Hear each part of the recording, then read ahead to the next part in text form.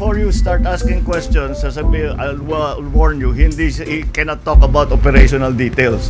Kaya pag bigla kaming sasabat at sasabihin namin wag siyang sasagot, that's because it's still ongoing.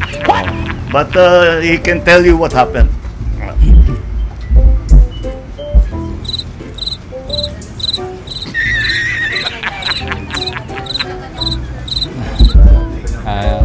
Good morning po.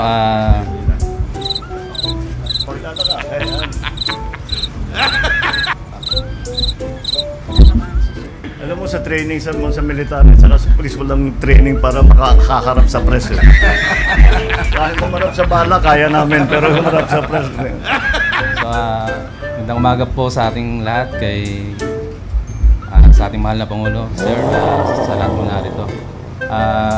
Sa ngayon po, hindi pa po kami makakapagbigay ng eksaktong detalye ng pangyayari kung paano namin nasabat itong ganitong kalaking halaga kasi umuusad pa rin po yung aming investigasyon. Ano po, ayaw po namin makompromiso yung mangyayaring hanggat may sampa po namin yung kaso laban po dun sa tao.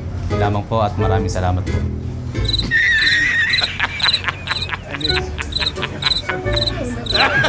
Na-interceptin nyo sa roadblock. So, meron po kaming regular na checkpoint na sinasagawa po dito sa bayan na Latagtag. So, as part of intensified crime prevention. So, part of it, pina-flag down po namin yung mga sasakyan kung mayroong suspicious po. So, yun po, sinasubject po namin for inspection po. So, yun po, kagaya po na nangyari dito po sa pangyayaring ito.